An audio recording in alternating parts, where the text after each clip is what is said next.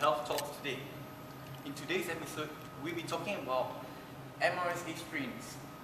As we all know, MRSA is a hospital-acquired infection. The following risk factors are invasive medical procedures and also contact with healthcare workers. One of the reasons why MRSA is so dangerous is because it's only susceptible to vancomycin and resistant to all other kinds of antibiotics. However, recent research has shown a rise in a new strain of MRSA. This MRSA is very unique as it lacks any risk factors and is also susceptible to other kinds of antibiotics.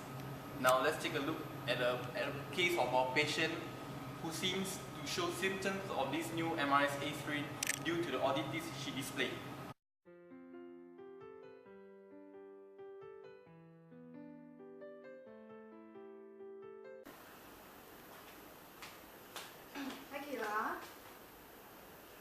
I'm Dr. Collins, and I heard that you're not feeling well today. How are you? I'm hurting everywhere. Are you going to cut me open? No, okay. Let me take a look, okay? Where are you hurting it? Here. Oh, okay. It's okay. Let me use your hand. Okay, then. Okay. Okay. Never mind. Okay. Don't worry. Okay. We'll be having. Okay. You will be carrying out a surgical procedure to take care of this infection. But then for the meantime, we'll be giving you some antibiotics later, and then just rest well now and see you later, okay? Thank you.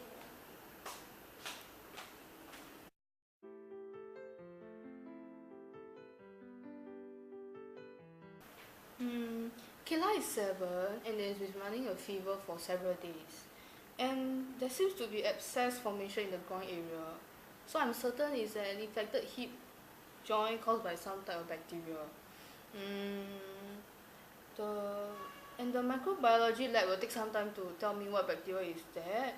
So for the meantime, I shall give her some antibiotics.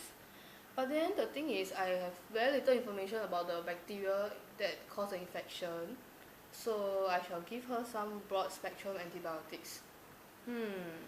What should I use? Okay, let's go with cephalosporin or tetracycline.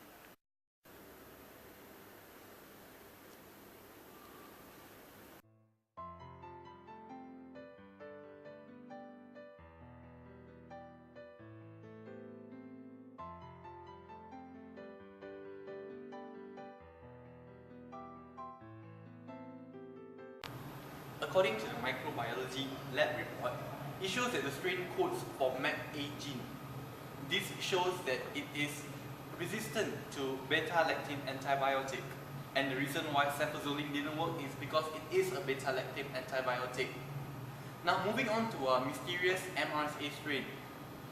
There seems to be a few differences and a similarity between the old strain and the new strain. Some of the differences is that the new strain has no risk factors and it is susceptible to other kind of antibiotics, while the similarity between both of them is that they are both resistant to beta-lactam antibiotic. However, hope is not lost for a patient as vancomycin is still an option.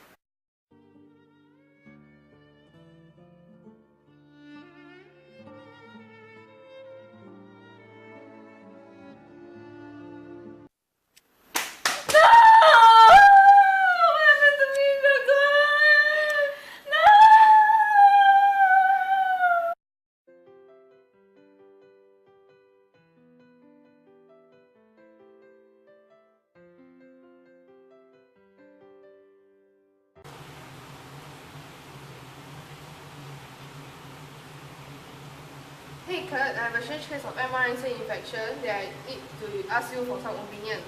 My patient has a similar strain to MRSA, but there are some oddities that I can't figure out. It's similar to MRSA due to its resistance to cefazolin-like antibiotics, probably due to MAC gene, but it's not similar to MRSA due to its susceptibility to multiple other common antibiotics, and its presence in a person without any MRSA risk factors. Okay, I'll categorize the strain and get back to you. This should be interesting. Okay, thank you. I'm counting on you now. Bye. Bye.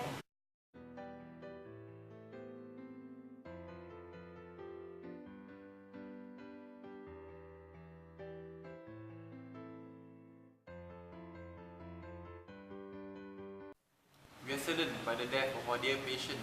Now we have two special guests to educate us on this case. Dr. Kurt, Dr. Jenna. Dr. Kurt, can you please help us tell us more on this new mysterious strain? We've done a powerful job in the electrophoresis test to determine if the mysterious strain is genetically related to the MRSA strain. Let's take a look at the DNA results. First two bands contain hospital-acquired MRSA isolates which are only susceptible to vancomycin, while lanes 3 to 5 contain MRSA isolates obtained from pediatric patients without risk factors and antibiotic susceptibility to several antibiotics. Comparing mysterious strain from Kayla, there is a difference of more than 5 bands compared to hospital-acquired MRSA strains, which means they are genetically related. There is, however, a close similarity of unknown strain to strains in lanes 3 and 5, and an even closer DNA bending pattern with strain in lane 4. Strains in lanes 3 to 6 only differ in one band, which shows that the 4 strains are genetically closely related.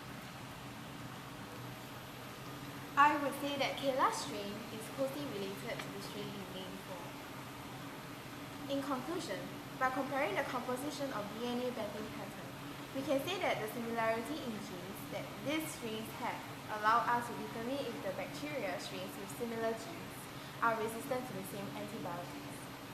A difference in bending pattern would indicate that bacteria might have a different gene that allows it to be resistant to other antibiotics. Alright, Dr. Kurt, thanks for the info. Now, Dr. Jenna, can you please tell us more on vancomycin resistance? Vancomycin is the only antibiotics that I can give to a patient which has MRSA infection, and there's no any other antibiotics to treat this infection. Therefore, vancomycin resistance is a huge concern to us. And moreover, bacteria is highly adaptable. Due to long-term exposure to vancomycin, MRSA may develop vancomycin resistance to vancomycin. Alright, so as you heard from them, they have helped us educate, and I would really like to thank them for being here with us today. Some risk factors to take note of.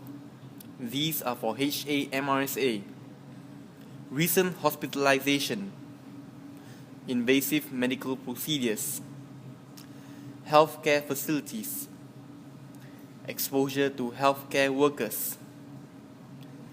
These are for CA-MRSA: team athletes, military recruits, prisoners, increase in general community. If you fall to any of these risk factors, please be careful and take care. We've come to the end of today's program. We hope that you have learned something new today. Thank you and goodbye.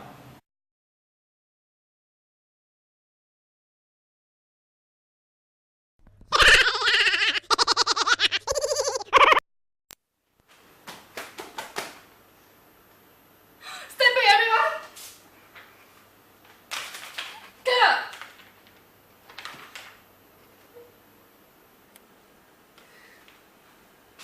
No, hurry! It's not similar to MRSA due to its susceptibility to other common antibiotics. We are saddened by the death of our dear patient. Now According to the microbiology lab report